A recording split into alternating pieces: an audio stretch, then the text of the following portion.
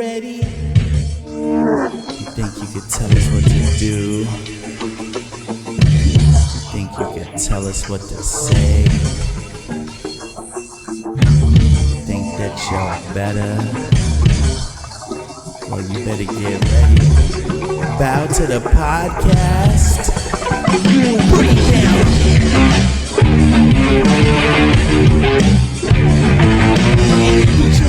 Into something cool. You just got tired of doing what you chose to do. This the Bronx boy, yeah. This the Bronx little man. All right, guys, I'm finally here. Sorry about last week. Kenny's not here. You see, obviously, but he's watching the Columbia match. Kenny's here. Yeah, vamos here in Columbia. But we don't have Kenny, but we have Mr. Kennedy! Ken Anderson, thank you so much for joining B Generation X. Thanks for having us. Thanks for having me. I got a couple personalities. It's been that kind of week. Oh yeah, absolutely. Yeah. But thanks again for taking the time out, because I know you run your wrestling school, the Academy. Yeah. How's that going? Just jump into that first, because you have the knowledge now of passing it down. I never imagined that I would enjoy it as much as I do. Just passing that knowledge down, seeing my students have those firsts, whether it's somebody that struggles in class and just not quite grasping things, then suddenly they have that moment, or when people first start having their first matches, and then when they have, they get extra work for WWE, or they have a big match against the name or something like that. I remember what it was like to have those firsts, and that's ultimately my goal. I've had a really good run. I've had some amazing experiences in the business over the past 27 years. And if I can have other people, I want to pass those experiences on to other people. Wow, that's great. Actually, personally, they just made me a trainer at work, and I had one of those moments last week, and I was like, oh, he's finally getting it. All right, cool. Yeah, I like that. Yeah, I mean, now you have the knowledge and everything, but we can backtrack. What made you want to be a wrestler, going all the way back to your days in Wisconsin? I never in a million years thought that I would be a pro wrestler of all things. I always knew that I wanted to be in the entertainment industry somehow. I was the guy at the parties doing jokes, standing up on a table or standing up on a chair, telling jokes. I remember I was just telling my wife the other day, I used to dress up as certain teachers in my high school. I won a costume contest one year dressing up like the nerdy math teacher that we had. He was like the quintessential nerd when you think of a nerd, pocket protector and just the glasses with the tape around it or tape around the edges. And he was the math teacher, the computer teacher, the chess club teacher. And I remember we had this where it was all the different grades where we had a little competition during the day of for Halloween, and they selected one person out of every homeroom, and then we all had to stand in a line. And it was actually Mr. Kleckner was the guy's name. He was the guy that was going around with the microphone, and he would go down the line and he would say, who are you? And they would say, I'm Pikachu. And then they'd get a reaction from the crowd, right? They go to the crowd, and they came down to me, and he says, who are you? And I said, I'm Bob Kleckner. And everybody erupted, the whole gym went crazy. And he just grabbed, there was 10 other people after me that still had to go. And he just dropped the mic, and he grabbed my hand and he raised my hand. I was that guy. You're a cosplayer. That was an early gimmick there. Yeah. I actually heard. I read something where you do the announcements too, for school. I started out doing basketball games, and it was just for the JV girls. I think I started, and then I ended up doing all the basketball teams, freshman, JV, and varsity, and then I did volleyball, and And I started doing the last name twice thing for our students. And when I graduated high school, I just never gave it a second thought. It never dawned on me when I started wrestling that I would do that. And then years later, Paul Heyman at OVW told me to go out and cut the ring announcer off, and then you do your own introduction and make it big. And he sort of did a variation of what I do today as an example. And then in the moment when I was there in front of the crowd, I hit my last name twice, and I came back to the curtain. And everybody was like, "Keep doing that." So Come on. That's awesome. I like it though. I relate to that because I've been dragging my friends since the '90s to shows, and we're doing it here still. So let's talk about it. You find a wrestling school, or what do you do? How do you find yourself at your first, wrestling school or promotion?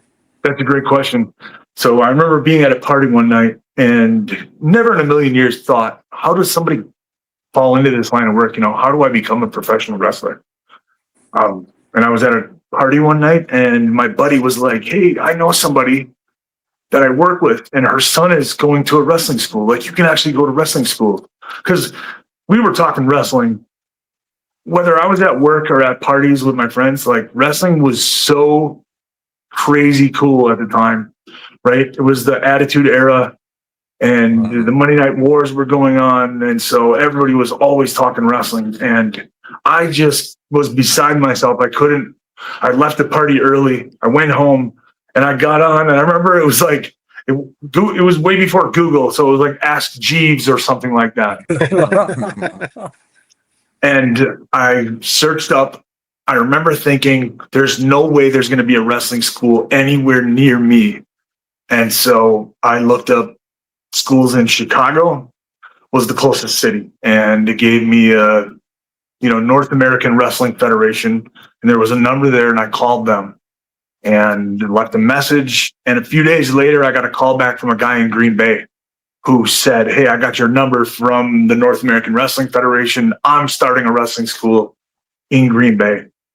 Would you like to come in and have a tryout?" So I went up on a Sunday afternoon with, I believe it was $175 for the tryout. Got in the ring, got to do I got to run the ropes and take some bumps and just talk wrestling with these guys. And then they offered me, I passed the test, so to speak. And I started training, and I trained I trained every other Sunday for like 9 months for about 3 hours. So there wasn't a whole lot of training going on. It wasn't like how, like my academy runs 4 nights a week. On our normal schedule anyways. And this was just every other weekend, couple hours. But I just did that for 9 months, had my first match, and, here we are today. Let me ask you, did they throw you in with John Tenta, Golga as one of your first matches? So, no. There was a guy. So, this was my second match, I believe.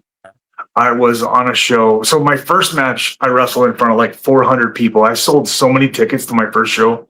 I literally sold 250 to 300 tickets for my first show.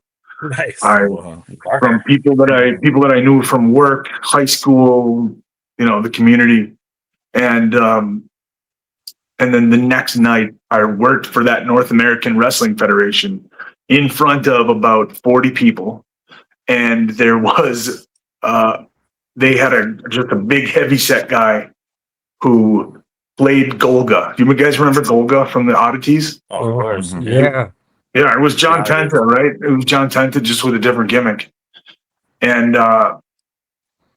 but this was not John Tenta. It was the fake John Tenta. It was the fake It's like the Golga. Doink. It's like what we did with Doink. Like Doink was everywhere. I'm Doink actually next week, guys. You can see me. I remember one night I read, there used to be this newsletter that would go around the Midwest and give a recap of all the different shows over the weekend. I remember reading the recap of just Wisconsin, Illinois, and Minnesota, and Doink the Clown wrestled on 8 different shows on a Friday night. Like, He's a workhorse, man. he really is. Got around. So you did that for a while, and then did you get you got opportunities with like Velocity, right? Because back then I was watching all the wrestling. I was still going out. I was still a cool guy, but I would watch like Velocity, and I remember watching you on Velocity way back. It was like 2001 or two. Yep. Yeah. So what was that like, getting that opportunity? I reached out. I remember Pro Wrestling Illustrated came out with an issue every year that had all the names and the addresses and email addresses and phone numbers for every wrestling company in the U.S.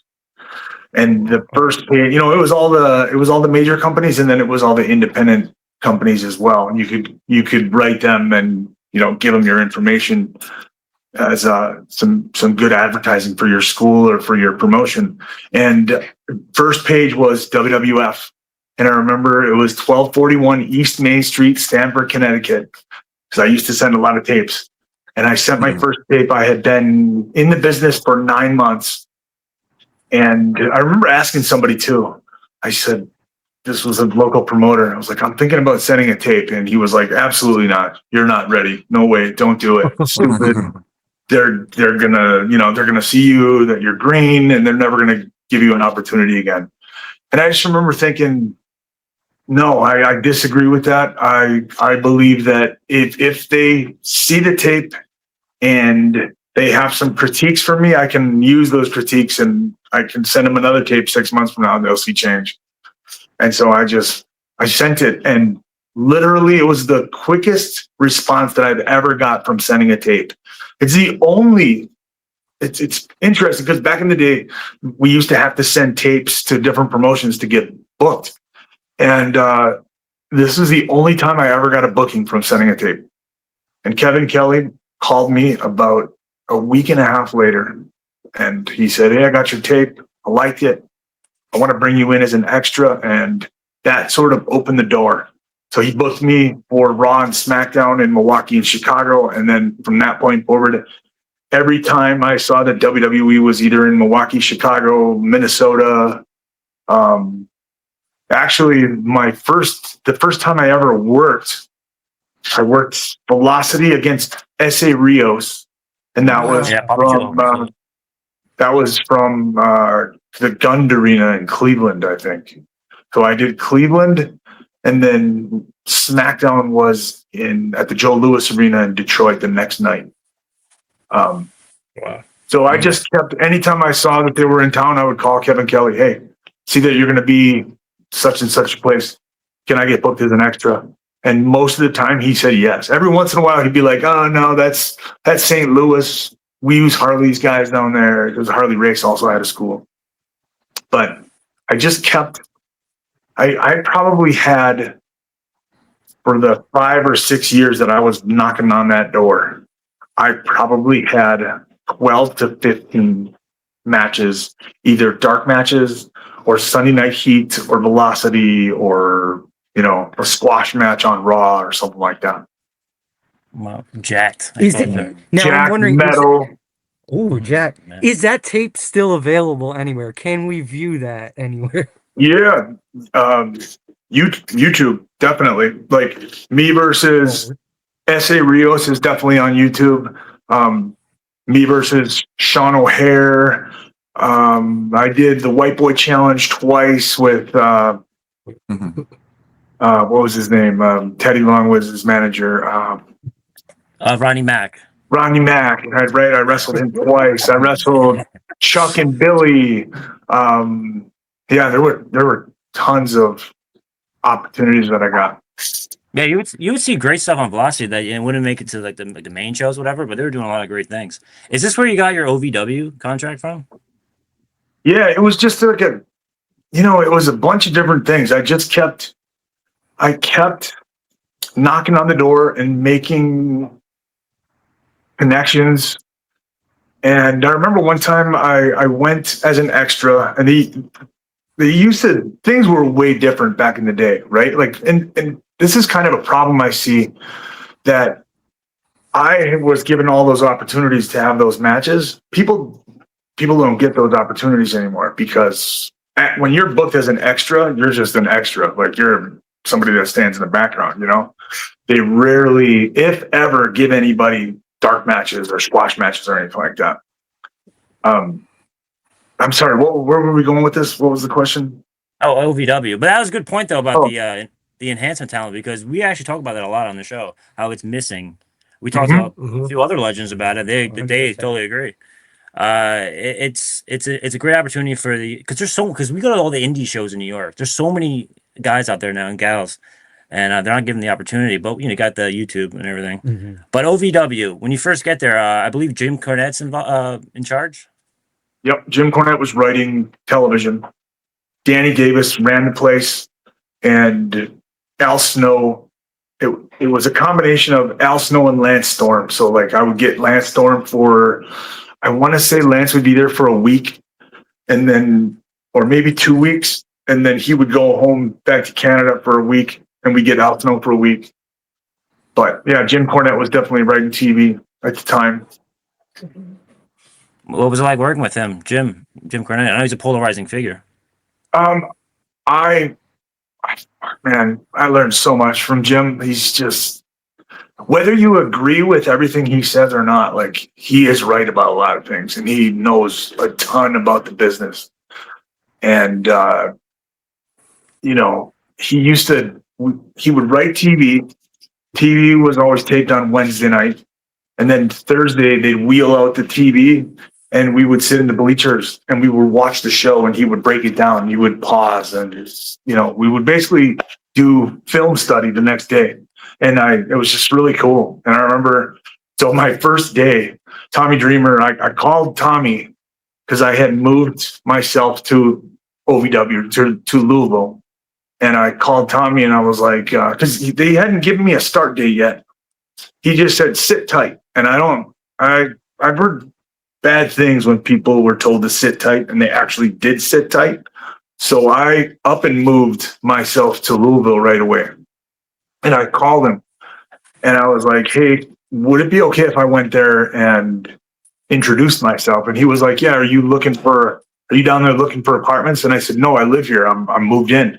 And he was like, what? And I was like, yep, I'm ready to go. And he goes, oh, well, then yeah, tomorrow go there, introduce yourself, knock on the back door, introduce yourself to everybody, watch the show, and then you can start on Thursday. And, like, I always wonder, had I just sat tight like they told me to, we might not be having this discussion, right? You sound very hungry and proactive, especially back then. I mean, wow. Yeah, it definitely seems everything happened because you were very determined. Like everything, like you sent in the tape when they told you shouldn't. You called them to see if you could be an extra. So it just goes to show that determination can get you a long way. Yeah, and so what? If you get told no, you get told no. Mm-hmm. And no today just means no today. It doesn't mean no necessarily tomorrow or next week or a few months. When we're talking about wrestling, right? Only when we're talking about wrestling. Oh, yeah. I'd be saying I've been very more proactive and everything, and good things have happened. Ooh. So you're on the main stage now. You're on SmackDown. Wait, I'm sorry. We can't go by. I gotta know the real brain burster here right Monday now. over here. Jim Cornette. Mm. Did you ever get hit with a tennis racket? No, never got hit with the tennis racket. No, He's a pro. but I was witness to some amazing Jim Cornette knowledge, and then I was standing 5 feet away. Are you guys aware of the Santino Marella Jim Cornette altercation that took place? Yes, definitely. I was like 5 feet away from it, so it was crazy. Wow. Oh, so that happened. So then Jim Cornette's here. Then they have Paul Heyman, Mr. Paul Heyman. So What was it because like? that happened,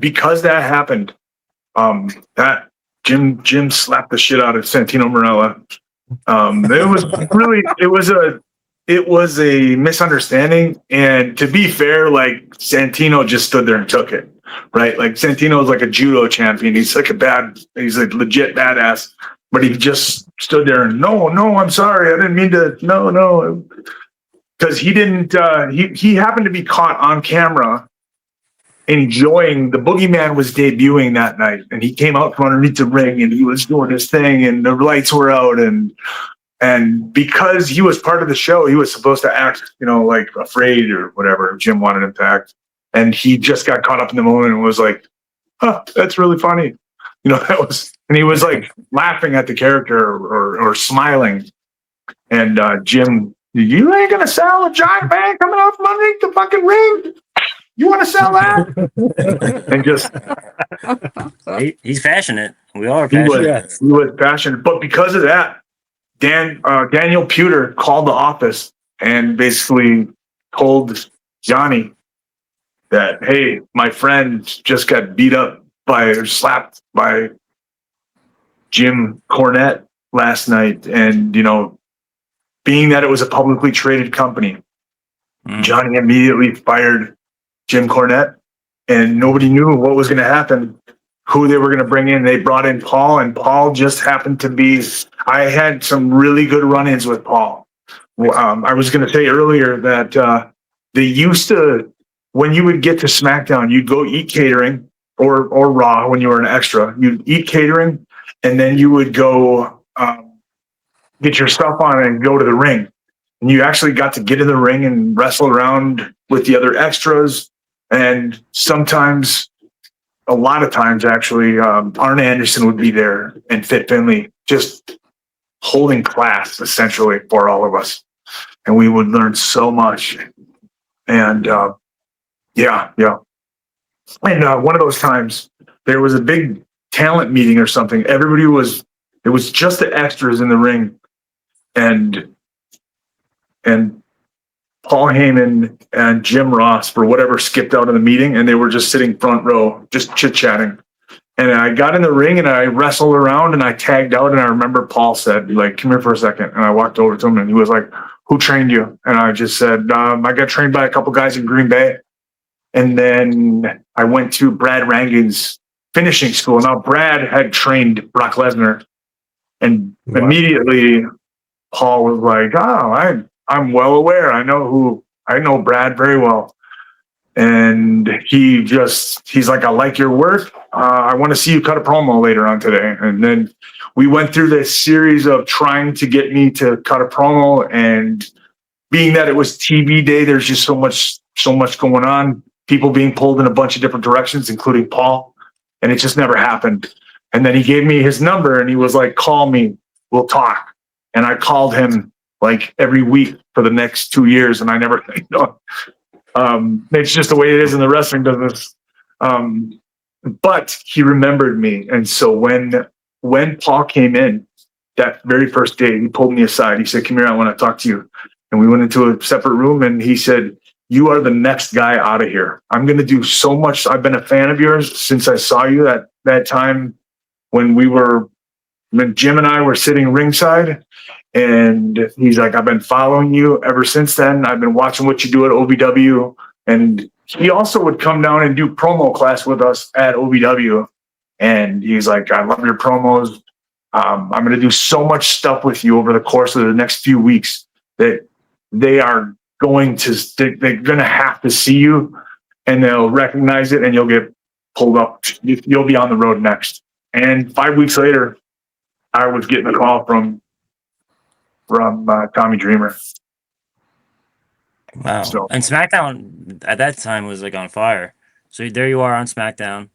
What was it like being on your first like SmackDown, like the main show? I felt like I belonged there, man. I had so much confidence at the time, and just confidence in my ability and the fact that I felt that I deserved to be there, and I'd worked really hard to get there. And I felt like I was obviously there to learn, but I was good enough that I could hang with those guys. And so nerves, yes, but no more nervous than any other show that I've ever been a part of, really. It's kind of crazy when I look back on it. But it's truly when you prepare yourself and you hustle, that's when things happen. Then when the opportunity knocks, had I gotten, I had been doing extra work for WWE for like 5 or 6 years. had I gotten that opportunity my second year in, I wouldn't have been ready for it. So I'm glad that it took me. I hated it that whole time. I was like, I just want a job. Why can't they hire me? Why won't they hire me? And then when I got hired and it took all that time, I was so happy. I was glad it took that long. Everything was happening for a reason. It's like sharpening the blade, basically. Yeah. Plus, preparation's a cousin of opportunity. Ooh, that's a good one. I have a question. What was your welcome to the WWE moment? My welcome to WWE. I never got ribbed or anything like that. I kept my nose pretty clean. I was respectful to everybody, but not a doormat. I guess my first biggest my biggest thing that happened to me was when Mark Henry hurt himself. He busted his kneecap, split his kneecap in half on Saturday night's main event, and they took him out of the match. He was supposed to face Batista at the Great American Bash, and obviously he can't do that anymore. Vince sees me walking down the hallway and he goes, "Do you know what you're doing at the Great American Bash?" And I said, "No." And he goes, "Like, you're wrestling Batista. Are you ready?" And I said, "Fuck yeah." And There you go. That's the only answer. When someone asks you that, you gotta say that. That's the only answer. And so then the funny thing is yes, absolutely. And then so I go out there because of the way that the finish is supposed. First of all, Batista is coming back from an injury. He's been gone for like 8 months, tore his triceps at the hands of Mark Henry. So he's supposed to be on fire, pissed off. And he takes out his aggression on. He was going to take it out on Mark. Now he's going to take out that aggression on me. At the end of the match, he's going to lose his cool and he's going to not relinquish the 5 count. And he's going to get DQ'd in the match. And then he's going to really blow his stack and lose his cool. And then he's going to continue the onslaught. Well, because of that storytelling, I thought like this would be a great opportunity for me to get some color, right? Like so, I asked. Arn was our producer, and I said, "Could I get some color for this?" And he ran it up the chain, and he came back. No, Taker is wrestling the Great Khali in a Punjabi prison match tonight. They're going to get color, so you can't. So no, it's off the table. So the Punjabi prison match happens, and whichever one of them, I want to say it was Khali, got a little bit of color, and it was like a pinprick. So it just never materialized really. Well, during our match, I roll out to the floor at some point and Batista comes out and he bounces my head off the steps. And instead of, you normally take it, you put your hand up a little bit or you stop short.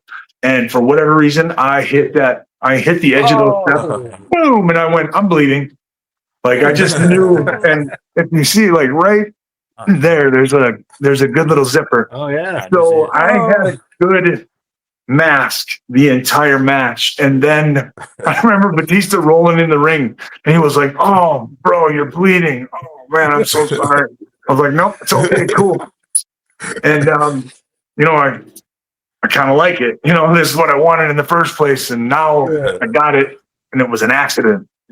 So. Then at the end of the match, when he gets DQ'd, he's gonna post me 3 times, and then 3 spine busters and a power bomb to finish it all off. And he runs me into that post the first time, and I'm already going. I'm gonna put myself there, right? Like it's a little bit of pantomime there. So I'm already going. All he has to do is just make the motion that he's throwing me into the post. And he just gave me a little extra. He was a little amped up, and he gave me a little extra. And I couldn't move just to the side, and I hit that post so hard. You can see like there's a big. And it just turned on like a faucet. And he pulled me out, and he goes, "Oh my God, bro, let's just go home." I was like, "Nope, I'm good. Keep going." So, are you sure? Another post. Yep. Are you sure, man? Yep. Another post. Spine buster. Come on, keep going. We're good. Spine buster. Shitty power bomb. And then I'm just covered head to toe. And I go to the back and I get through the curtain and the boss is going, "Are you okay?" And I went, "Yeah, are you happy with that? Was that cool?" And I just like, he's like, "Are you okay?" I'm like, "Yeah, I'm good. What's up?" And he was like, "Yes." You know, like, Awesome. no, so you're a man. Yeah. The Crimson Mask. And speaking of which, the boss. We'll just later. I have a thing called Mike. What's in Mooney's bag? What's What's in Moody's bag?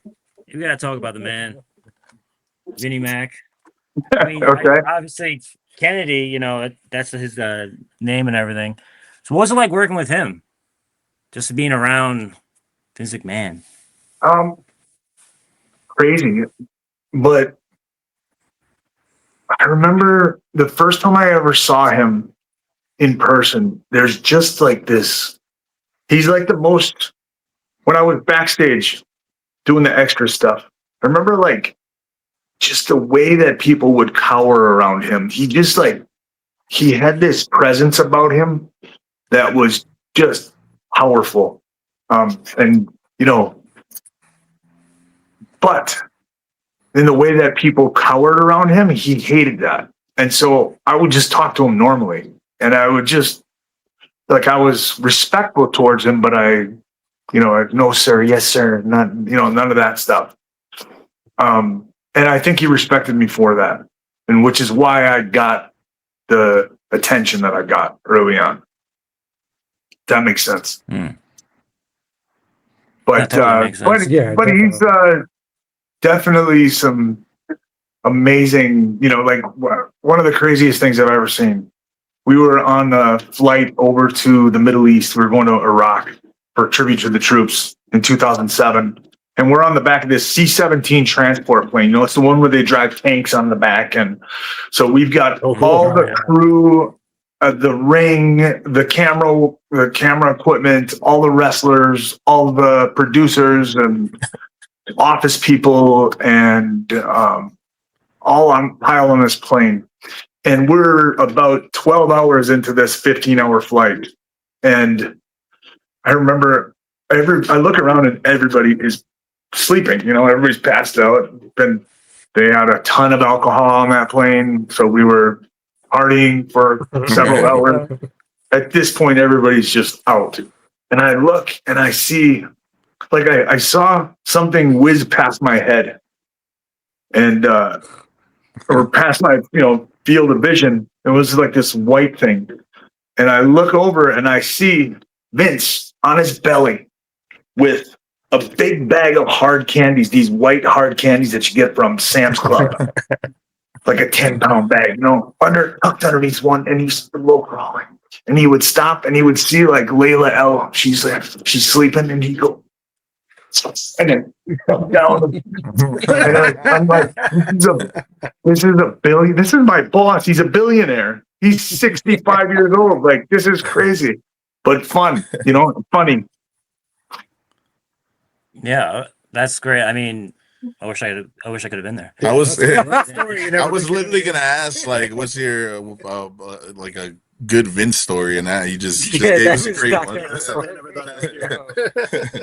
I mean, something happens later on in a storyline, but around this time also, a little bittersweet moment. But you actually had a match with Eddie Guerrero, and it was his like last televised match.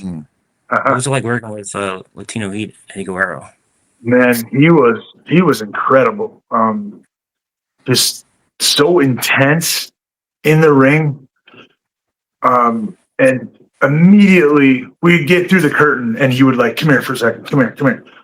And then we would talk. Cause I got to work with him a few times. I got to tag, me and JBL tagged against Eddie and Ray in like Laredo, Texas one time, which was that's a crazy story. But like, yeah, he was just always full of knowledge and always he just loved the business and he loved helping other people. So just a cool experience. Is there any advice he ever gave you that stuck with you, like some that? Yeah, it has nothing to do with the wrestling business, or wrestling, so to speak. we were at a Bob Evans. I was traveling with Eddie and Chris.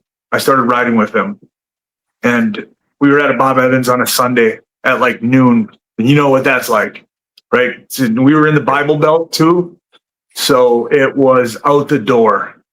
And we went in and talked to the person standing, taking the names or whatever, and he said it's going to be 45 minutes to an hour.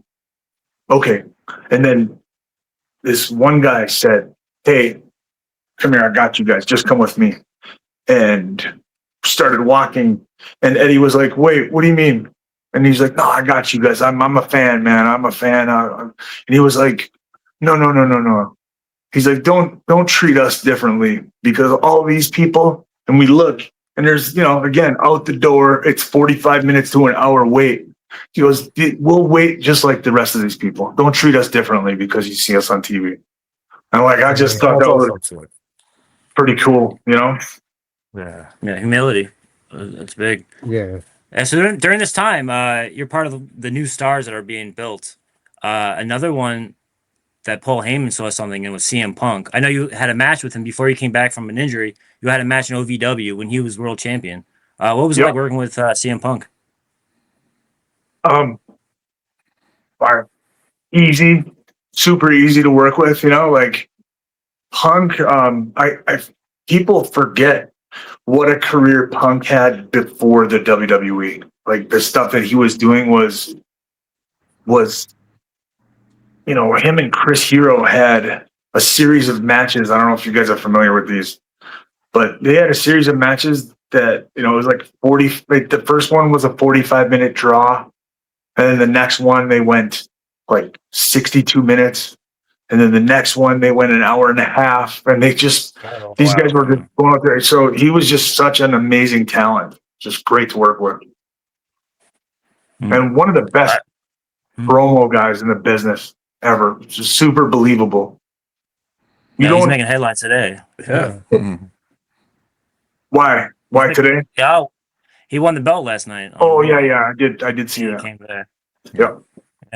So he's always turning heads. How was it working with the Undertaker? That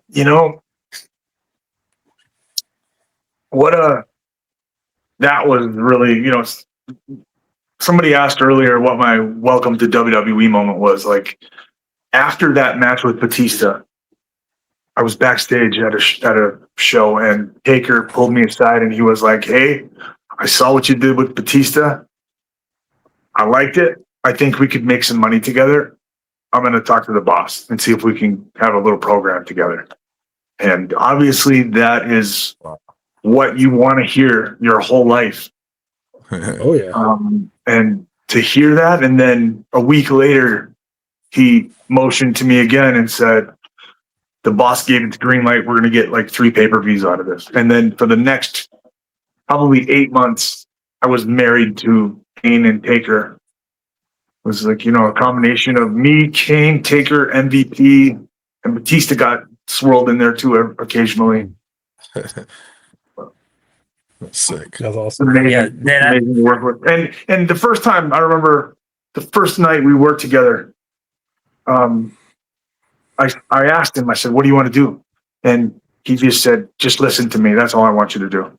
We're not going to talk about anything. We're not calling anything in the back. Just listen to me." And I'd been nervous before. It was the most freeing experience because I knew that Taker was, he's a legend. He's one of the greatest of all time. He knows what he's doing. He's not going to put us in a situation where we're going to fail. He's not going to look bad. And all I need to do is literally listen to what he says to me, and I'll be good. And that's what I did. And he was really happy with it. And then the next night he was like, "Okay, what's one thing that you'd like to do?" And I was like, "Oh, maybe I'll throw in the boot wash." And I showed him how we could get into it and how he should take it and that kind of stuff, And then slowly but surely we would work together. For the most part, it was just that. It was call it in the ring. I'd say 75% of what we did, we called it in the ring, whether it was a SmackDown or a pay-per-view. Wow. There was one time we were in Manila, at Araneta Coliseum, we did a double shot there. And night one was me versus Taker in the main event. And I walked up to him and I said, "What do you want to do tonight?" And he goes, "Work my leg, and at some point I'll drop you on your head." And that was it. We went out and did like 28 minutes, tore the house down. Hopefully. That's what Duende said to me and Chris before we did the pod. He was drop you on your head later on. Yeah, but they saw something in you. They bring you to Raw. King William Regal. What was it like working with William Regal? That's someone you can learn a lot from. Yeah, I actually got to work with him. He was a guy that when I was doing extra work was always super helpful, very approachable backstage, wanting to help the younger guys. So he was somewhat of a mentor early on. Yeah, just super easy to work with. Okay, so also on Raw, there's other top guys there. You work with. They give you John Cena. It's like working with John Cena. Well, like I went from working with Taker and Kane and Batista and Eddie Guerrero and Chris Benoit and all the top guys over on Booker T on SmackDown. And when I got to Raw, it was very weird. I wasn't received the way that I was received over on. At the time it was like there was the brand split, right? With Raw was one separate show and SmackDown was its own separate thing. And it was almost like we were in competition with each other for real. And I guess I always felt like I was not welcome on Raw. Didn't have like great working experience with John or Sean or Hunter at the time. Well, fair enough. But I wasn't gonna bring up Shawn. I mean, I know growing up, Shawn Michaels was my guy. You hear stories and everything, but again, you're working with someone like Shawn Michaels. You gotta. That's got to be a big experience, regardless. Yes, but at the time, again, and I can't believe sometimes when I say this, I can't believe that I felt this way at the time, but I was somewhat punching the clock when I was there. I was already kind of like I didn't like the way things were going there. And so it was like, I worked with Shawn and our matches were always great. And actually my match with Shawn Michaels at Armageddon is one of my favorite matches of top 5 in my career. And then we also did a little mini program on Raw. And now looking back on it, I'm like, I can't believe I did that. And I can't believe that at the time I didn't take it more seriously. But he was hands down the best person that I've ever been in the ring with to work with. Backstage was a different thing entirely. But you're a professional. At that point, you're a pro, and that's what we do. And sometimes we got to work with people that we don't necessarily get along with. Who's the toughest opponent you've ever faced? Toughest. I think Matt Hardy is really Wow. Matt Hardy.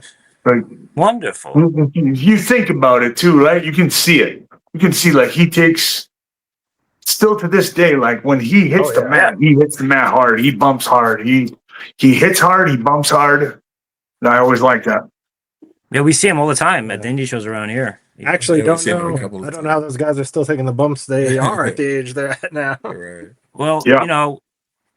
You move on from WWE. I want to talk about this. I was watching TNA every week. And TNA at this point, they bring in Hulk Hogan and Eric Bischoff. And they bring in a lot of guys. And you're one of the guys. I was watching every week. I was a big fan of that reaction. What was it like moving from WWE to TNA, which was in its own a new direction? What was it like working there? It was a huge difference. The vibe backstage was way different. Like at the time, WWE, everybody's sort of walking on eggshells all the time. You just never know like when you're going to get future endeavored. At the time, that was the thing, right? Like people would every once in a while you'd read, and then eventually it was me. WWE has come to the terms of the release of Mr. Kennedy. We wished him all the best of luck in his future endeavors. That was the thing. So people were always worried about that, and also Vince working with him was difficult in the sense that you're like wrestling is supposed to be creative, right? It's art. It's an art form, and there were a lot of times where Vince had very, very peculiar and very specific things that he wanted done. And if you didn't do them, you get cussed out. And if you had an idea, he'd say, like, give me some ideas. And people would give him ideas. And then he would be like, that's the stupidest fucking thing I've ever heard in my life. Are you an idiot? So you get none of that when I get over to TNA. It's just positivity. The locker room's great. And Eric Bischoff and Hulk Hogan were responsible for getting me over to TNA in the first place because I worked. Hulk Hogan did a big tour of Australia. He did a big show, and I was part of that. It was the first thing that I did after I got released from WWE. And so they were sort of instrumental in bringing me in to TNA and gave me an opportunity there. And I remember both Vince Russo, because he was the head writer at the time, and Eric Bischoff pulling me aside and said, look, I know that you were frustrated with WWE, and they would literally give you a point by point what you were supposed to do in the ring if you weren't working with Taker or a top guy, right? And he just said, look, if we give you a script, just know that that's just bullet points. This is just, we need to get here.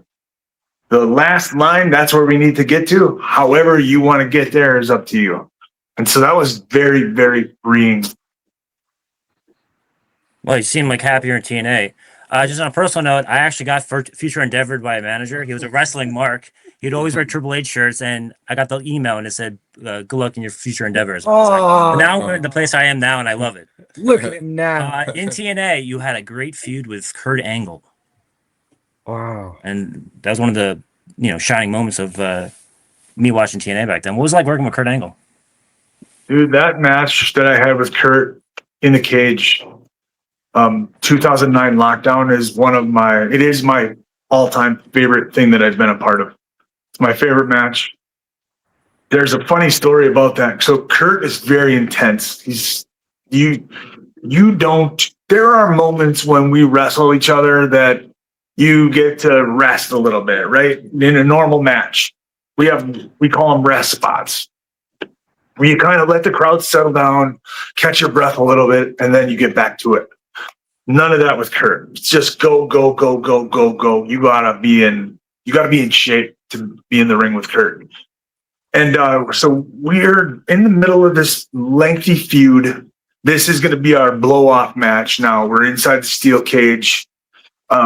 They've given us this key now, and they've locked the cage, and I won this key in a ladder match with Kurt, which he was like, why are they doing that now? It just makes our storytelling harder. And so we sort of made the key work.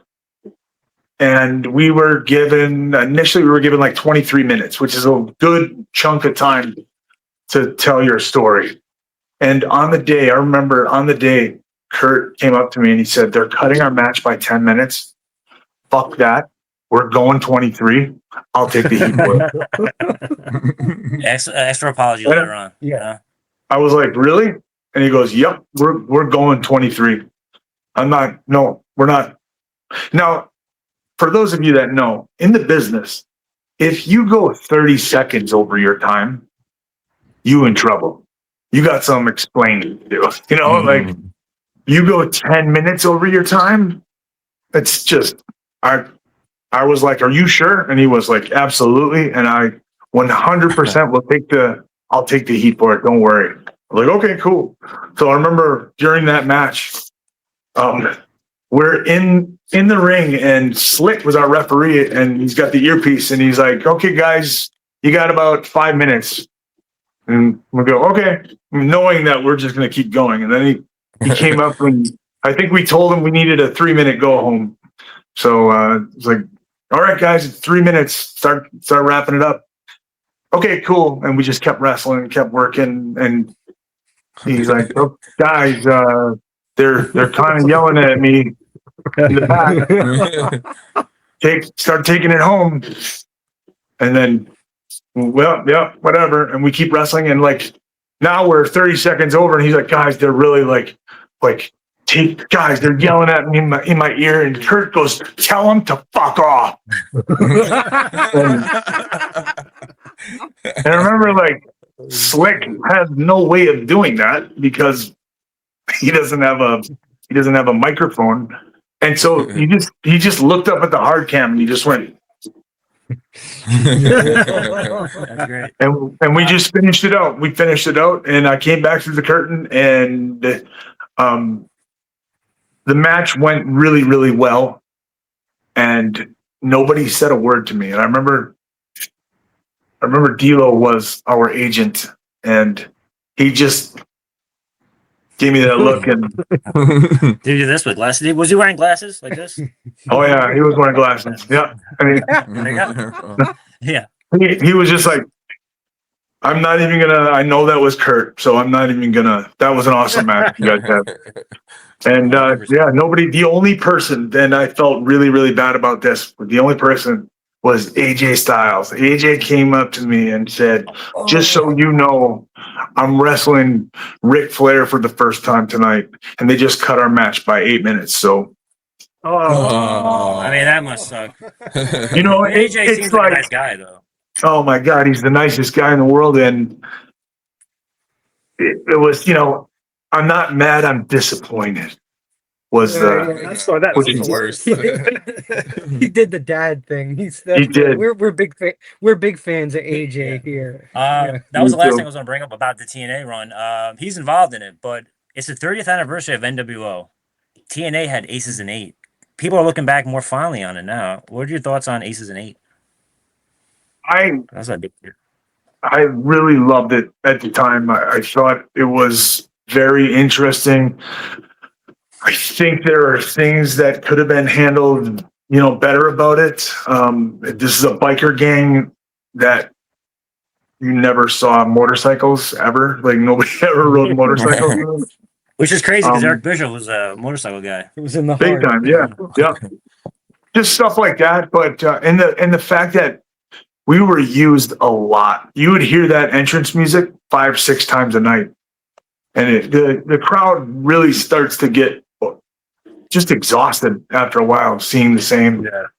Like, oh, we've seen these guys. Okay. It's like it's like you tell a joke at a party and you get a big pop and then you tell it again and it gets and then you tell it again and it's sort of like that.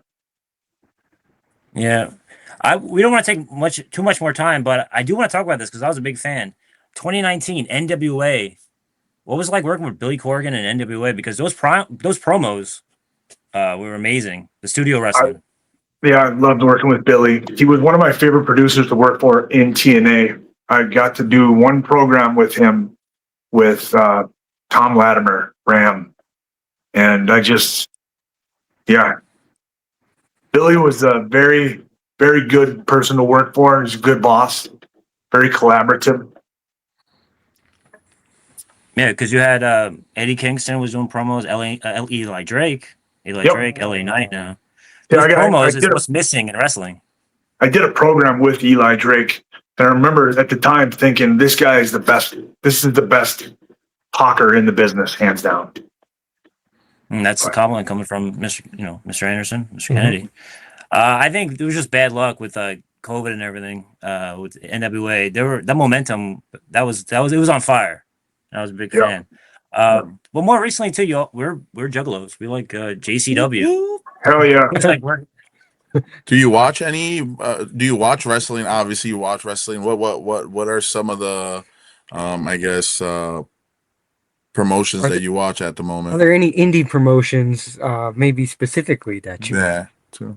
To be honest, I don't really watch a whole lot of wrestling. being that I run the school, I know I should. Either. I should more. But yeah, these days it's less. I got other things that I'm working on. Than being a father, spending time with my kids. So wrestling, like I love wrestling. I love the business. But the one thing is, like right now, there is so much wrestling to consume. The guys that do Busted Open Radio, like my hat's off to them because it's crazy how much they consume. Oh yeah, I mean, Wow, we're like a Clockwork Orange here all day. yeah. I mean, we do this. Yeah, we Hey. put this podcast out once a week, and it's hard for us to keep up with everything. It's too much. It's outdated. But even just talking to you, movie star attitude. I would be remiss if I didn't bring it up. Beyond Enemy Lines, Columbia. Yeah. What was that like? Because we're all Columbia over here. Well, me and Kenny are. What was it like working on that movie? Well, we filmed it in Puerto Rico. Sorry. Oh, I like that even more. Yeah. But great experience working with Tim Matheson was the director. Tim Matheson was like Van Wilder's dad and Van Wilder, and of course. you know, he's Animal House. Like Animal House is one of my. I'm a comedy guy. I like stand up, and also you remind me of Dane Cook a little bit too. I should have brought that up when I was That's younger. It was funny. always Dane Cook. That's funny. I've heard that before. I went to see Dane Cook one time. Got tickets at the Target Center here in Minneapolis, and no opening act. I swear he did an hour straight, and then that was it. He told his last joke, and he bounced. It was crazy. There was no encore. You know, like normally they go off stage, and I thought for sure because there was no opening act, and he went so short. Like, oh, he's definitely going to come back out and tell another joke. And That was the joke. That was the joke. We're still here. later, Wait, bitches. Can I bring it back for a second? Oh, sure. Real quick. Did I Real hear quick, you said you did it? I do have to get going because I got my class that I got to. Oh, Absolutely. Yeah, absolutely. That's what we're saying. But Yeah, here you are now with the school. You're with the school, and we appreciate you teaching the next generation. Hopefully, there's more. Last question. Sorry. Rabbit. Oh, yeah. When wrestling fans hear the name Mr. Kennedy, what do you hope they remember most about your career? I just hope that I hope they enjoyed my body of work. You know, I hope that I'm not looked at in a negative light. That, yeah, I guess I'm happy that I have been off of TV now for, I got released from WWE in 2009, and I haven't been with TNA since 2016. And so it's 11 years, right? Like, wow, that's crazy. But I still get recognized, and people, when I do independent wrestling gigs, people sing along with me when I do my intro. I guess it's that I'm proud of that, and I'm happy for that. Well, thank you. Awesome. At work, they call me Mr. Mooney, so I can't help but think of you. So I'll be thinking of you. Thank you so much. Is there anything you want to promote before we send you off? Yeah, just my my podcast. It's Mic Check with Mr. Anderson on YouTube and Stitcher, Spotify, anywhere you get podcasts from. Also, my wrestling school. If you'd like to get trained, if you're in the Minneapolis area or you're looking at relocating, I also do video. I from time to time, people will hire me to go over matches. So we'll jump on StreamYard and do match review for somebody that's in the business that wants to polish up their craft a little bit. That's cool. I'm still taking bookings, and I if you look at all my social media, if you're interested in getting me either on a podcast or booking me for an event or training, my number is 507-722-2776. And I think you guys can attest to the fact that is in fact my number. It's amazing how many people. It's amazing how many people. I give this out all the time. I've given it out on Chris Van Vliet and Maven's podcast, and people will be like, "Are you sure this is you? How do I know this is?" Why would the last text? The last text was funny. I was like, "Oh, it's him!" Like he made me laugh. I was like, "All right, here we go." So, Well, send a thanks picture to prove it's you? Send a picture to prove it's you. Like, no, I'm not doing that. Yeah. well, we'll definitely put all the links to all your socials down below. And so if anybody wants to check out his podcast or his wrestling school or hit him up, you have his phone number now. And yeah, thank you again for being on the podcast. Thank you for giving us the time. We really appreciate it. And as always, guys, we got 2 words. Yeah. The Brawl. Brawl. Thank you so much. It's the Bronx Little Man. Pleasure, Toy Doors. Yeah.